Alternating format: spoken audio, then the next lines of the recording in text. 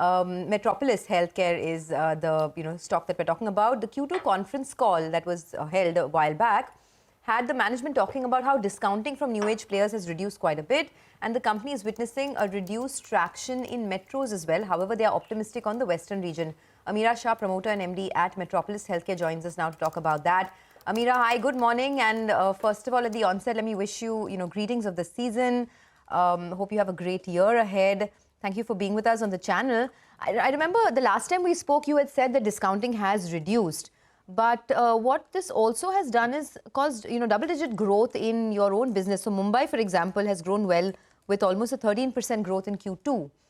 Can you tell us, just tie both of those data points in, on discounting, do you expect it to reduce further? And this kind of growth in the western region or in the Mumbai region, is this something that is sustainable?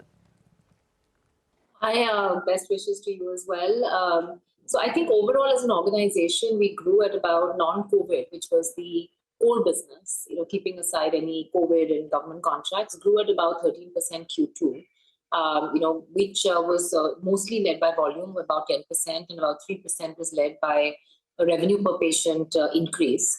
Actually, the Western region grew much faster for us than 13%, which are actually our core markets. There has always been a misinterpretation or misunderstanding in the industry that because new age players came in, it somehow impacted incumbents from growing. Actually, it was more the COVID coming off that really impacted incumbents. And we have seen that at least for Metropolis, we have gone on to go back to pre-COVID growth levels. Margins are also very similar, just adjusting for the additional expansion that we are doing, which we were not doing pre-COVID in terms of lab expansion. So I think we are pretty much back to pre-COVID levels from a growth perspective. And H1 for us is usually a little bit slower growth. H2 tends to be a little bit better. While Q3 is obviously not the best quarter, it's probably the lowest quarter of the year, but Q4 tends to be the best quarter of the year. So look forward to a better H2 as we go forward, even better. But I think we are feeling very positive about the years ahead. Ameera, morning. So can you talk about H2? If in Q2 you had a volume growth of about 10%, what can Q3, Q4 look like? Because I understand that there was also some spillover of sales from Q2 to Q3. So can you talk about what you expect in terms of volume growth in Q3 and Q4? See, September, actually, if you see, August had low growth in India. Some of that monsoon came in September, because of which we'll see early part of October slightly benefiting. But also we have to remember that Diwali and festivals for our business are actually the worst time, unlike FMCG or unlike retail. For us, it's the worst time because people are obviously very busy in festivities and they're not so much focusing on their health.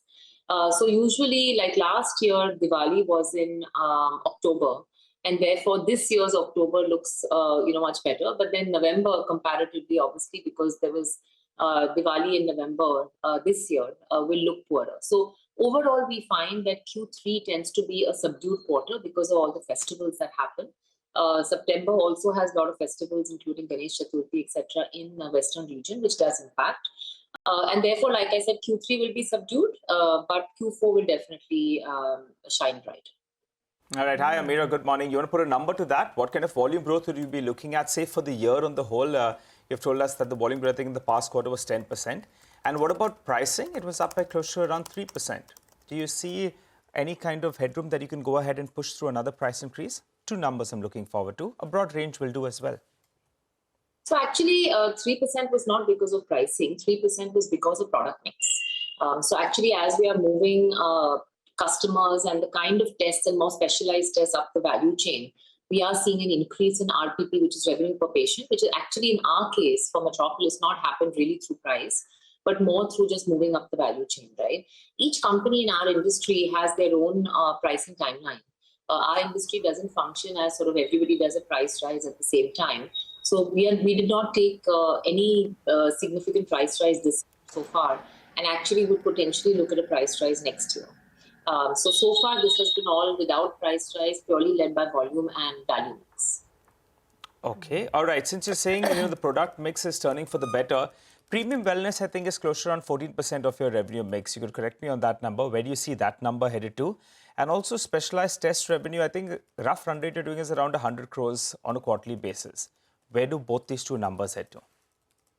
So specialized, like you rightly said, is about 36 to 37% contribution for us overall of the entire business. And this is specialized and super specialized. Yeah, so these are tests which probably most consumers have never even heard of. These are not the common tests that people hear about. So that is definitely one of the fastest growing segments for Metropolis, because people usually come to us when they really want a result which is very accurate and trusted and guaranteed, because they're dealing with some very complicated illnesses in their lives. Premium wellness, you're right, is at about 14-15% contribution, and we see over the next few years this will keep inching up and moving sort of towards 19 to 20%. So I think both these areas are good for us. Yeah. Sure. Just before we let you go, you have a big expansion plan, right? You're looking to open nearly, 90 labs by FY25. And of course, there's so much competition as well. Just trying to understand, what would the average margin band for the company be over the next couple of years? So actually, if you see pre-COVID, we were at about 26 to 27% reported EBITDA. We are currently closer to about 25. Last year, we were about 25.5%. We are closer to about 25.5% again from an operating EBITDA perspective. So I think we have managed to actually retain our margins of pre-COVID despite the aggressive plan of lab expansion that we're doing. In the beginning of this year, we already opened 15 labs, new labs, and we're opening another 15 more in the second half of the year. So 30 labs this year. Just to give you a comparison, pre-COVID, let's say in FY 19-20, we only opened 4 to 5 labs compared to the 30, right? So obviously there will be some drag on the margin first year, but usually we see by the third year, it comes back to the group profitability. So it's only a matter of making that investment for the first couple of years, first year losses, hopefully second year break even, and third year into profitability. But this will really help us make real great inroads into tier 2, tier 3 towns, really build volumes and be able to really acquire new customers, in these markets, which we believe will continue to be very important for the runway growth for the next many years. So you're saying 30 lakh new labs this year is what you're going to open, and this compares to an average of just 5 lakh labs, in the preceding years. I mean, that's quite a big jump. Would that put any strain on your balance sheet at all? Not really. I mean, the capex requirement for these labs is not significant. Actually, we've seen it. The issue is actually not so much capex. It's more about your ability to build a brand and build a brand in the right way. The easy thing to do in our industry is to come in, put a lab and start discounting and try to build something. But that business doesn't sustain. It's not sticky. And frankly, the quality of that business will never take you to good unit economics. So the hard part is actually to build it through the right way, where a brand like Metropolis shines through. Where we can really build good quality business, which will give us profit. So that's what we are doing. And I think as we continue to do that across the country, in tier 2, tier 3 markets, it will pay rich dividends in the time to come. Okay, Ameera, great chatting with you. Thank you very much for joining in. Enjoy the rest of the week. Sudarshan.